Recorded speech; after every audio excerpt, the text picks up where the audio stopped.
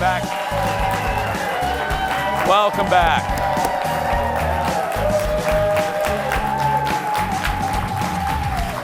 For so many of us, the true crime genre can be real addictive. Right, Mom? When my mom's not watching this, she's watching Investigation Discovery. Well, anyway, it's easy to get sucked into stories of real-life mysteries, and that's why podcasts talking about these cases have just skyrocketed in popularity. One podcast mixes true crime with a little booze and some Minnesota accents. That's right. Audience, give it up for Amanda from the Wine and Crime Podcast, everybody. Hi. Welcome back. How are you? I'm well. Yes. How you doing? Oh my gosh. Better than you. I hear you're not feeling so great this morning. You know what? I'm at 70%, but I'm thrilled you're here. Well, I'm hoping. I'm going to give you 100%. All right, great. Yeah. I'm How ready you doing? to pick up the slack. I'm doing great. What the hell is this? I brought a libation for you. Oh my God. Because we can't talk about true crime. Is this NyQuil in a glass? Well, do you know what you I should did be yesterday? so lucky. What? Oh my God. Watch the Super Bowl, apparently? I did watch the Super Bowl, but right before we went live, we did this streaming thing.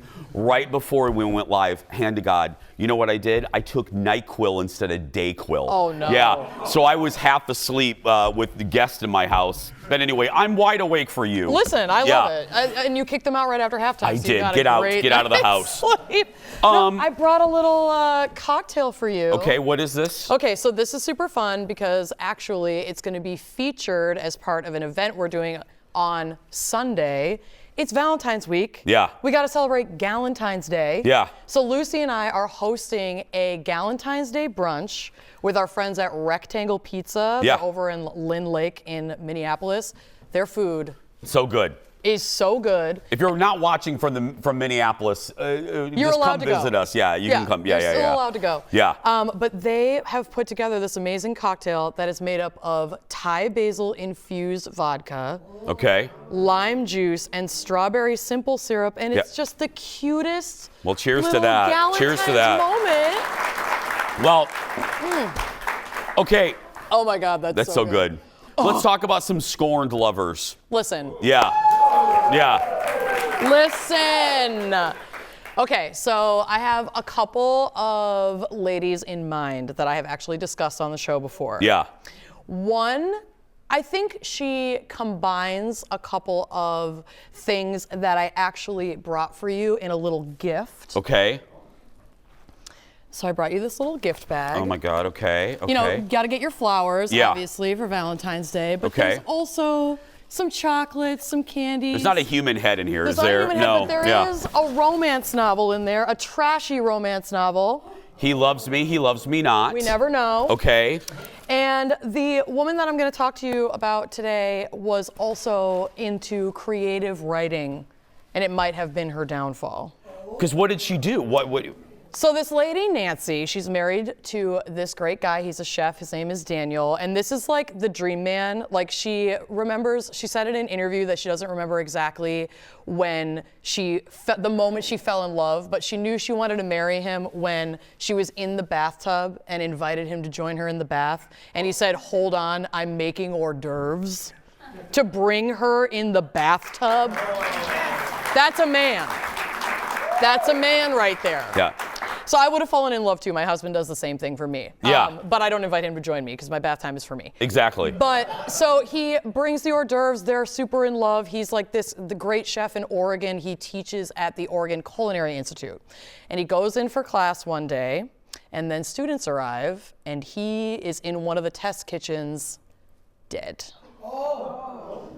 Yep, multiple. He's in his own test kitchen. His own test kitchen. Dead. There for work, shot dead. And he has his wallet on him. It's not like a robbery gone wrong. The scene doesn't look like there was any kind of altercation. It's kind of a mystery. It's like, what is going on? They're interviewing students, they're interviewing faculty, they're trying to get to the bottom of what happened here. And then they notice some CCTV footage has the wife's car coming and going around the time of the murder. Is she in the white mask right there? Is she right there? That is her. That's her? That is her. She was not masked up for her entrance and exit from the building that she, the Culinary Institute, but she was masked up. This is her at trial.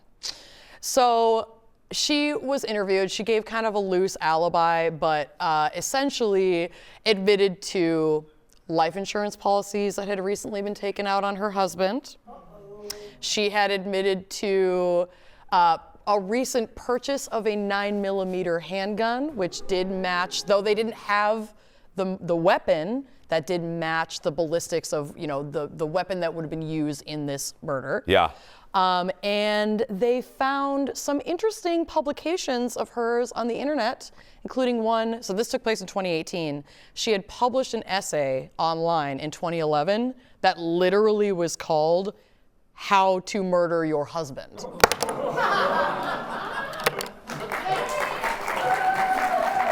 Yep. Hold that thought. More with Amanda when we come back. Back in a moment. Oh my God. If you're gonna write an essay and then Let's make it more with Amanda Jacobson from the Wine and Crime Podcast. Hit that subscribe button wherever you get your podcasts. Sam Goody, Record Town, wherever you get them. Okay, really quick, let me wrap up this case. Yes. So old girl writes an essay, How to Kill Your Husband. Yep. Then old girl kills her husband. Yep. Yeah. Using one of the methods. I mean, Why, Aaron, you shouldn't woo-woo that, Aaron. She killed her husband. No, I appreciate Aaron's honesty. I also, like Aaron, respect that we're gonna make the grocery list. We're gonna plan it out 7 years in advance. Yes. We're gonna put it on our blog, and then we're gonna carry it out. What was her motive? I mean, she wanted money. They were laying a claim that the family was in financial trouble. Looking into it more, they weren't really in that much financial trouble. She had taken out almost $1 million policy on her husband. And she had written in her essay about how, like, I don't know if I'd want to use a gun because it would be too messy, but poison is, like, so misogynistic. Everybody calls that a woman's murder weapon. She talked about a garrote, which I was like, girl, that's dark. That's real dark. That's real dark, but no, she shot her husband. And How much insurance do you have on Jake, Fallon? Doesn't matter. Just enough. Yeah. I literally Fallon? won't share the Just details. enough. That's right. I won't share the details of how much insurance my husband has Yeah, on right. me. No. Colin even always telling you looks at about me and he that goes, policy. "You're worth more to me alive than you are dead." That's so fair. That's so love, fair. everybody. Yeah. Okay. It is. We do a segment, Amanda, called Head Scratching Headlines on the show, so we're going to do a version of that with you. These are real. I'm going to read some outrageous, real news stories on the podcast during your Gossip at the Corpse Cart Yes. episode, okay? Yes. Are you ready for these headlines? I love these. I'm Okay, ready. and then just give Fallon and I a brief synopsis first. Maryland man disrupts 2 Christmas Eve masses, pouring whiskey and holy water and hurling tangerines.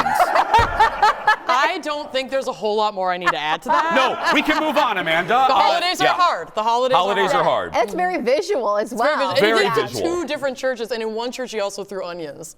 Okay, well, Okay, sometimes you run out of tangerines. Sometimes Thank you you. run out. Yep. next. Man accused of stealing Hot Pockets from Michigan store was eating Hot Pockets when cops found him. Okay. Amanda, Yeah.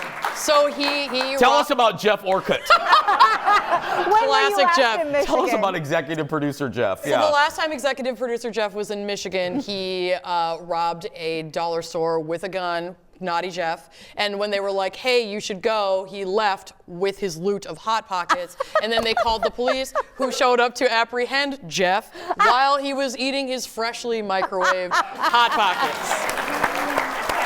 I don't know what you're talking about, officer. Yeah.